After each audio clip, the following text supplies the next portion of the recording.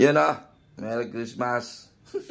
Walang boses, Merry Christmas. Pero mag-vlog. O, meron tayo dito ng ano, Honda D2. Ditulak. Tinulak na lang eh. O, PCX 160 na tinulak na lang. Ayaw nang umandar. Pero may power. Ayan. O.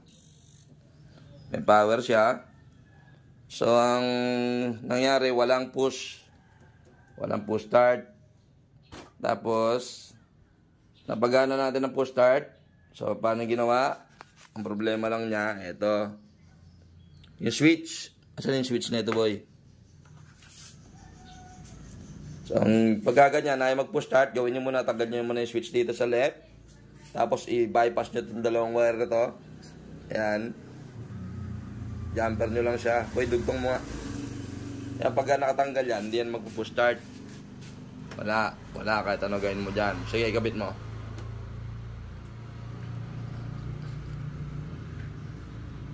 So, ito yung pagtetesting ano, simple-simple lang, o, bypass. Yan, may redondo na siya. Problema, ayaw magtuloy ng andar. May problema pang iba. So, minanap namin problema. So, nakita ko na. Nasa na yung pangalan natin? Ang problema niya ay pag tinuktok ko ang tangke, galaw-galaw.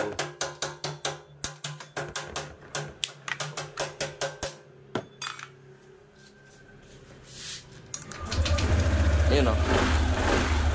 Galing, di ba?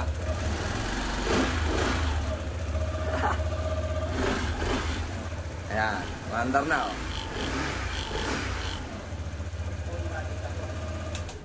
Kaya lang, pag napahinga na matagal, hindi na ulit aandar.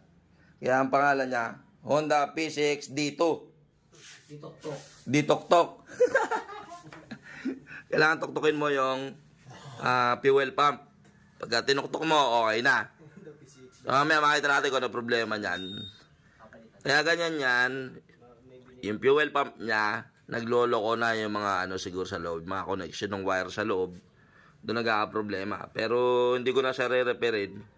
Papalitan ko na yung buong fuel pump para sigurado. Kasi ito, namang problema yung may-ari eh. Marami nang pinagdalan dito. Marami nang gumawa. Lang nangyari. Hindi nakita. So ayun, ganun lang yung problema niya.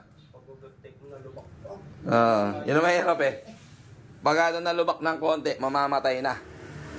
So okay naman lahat. Chinek ko na yan. Pati yung mga ano, yung side stand, usually kasi side stand, yan, okay naman. Tapos, nga, sa may switch. Yan ang masira ng Honda eh. Kasi ang problema ng switch nito, 4-way. Para sa brake light switch. So, tapos, naka-expose, nababasa ng tubig, yun, nasisira. O, gagawin muna namin to, papalitan muna ng fuel pump. Para sigurado na, hindi na siya problema. Honda, PCX D2. Ulit. Pero yan, under pa yan.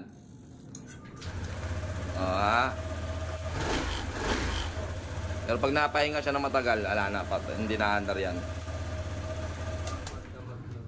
So, ang tip, para sa ganitong mga klaseng motor, batay mga ganito na nasa ibabaw yung fuel pump.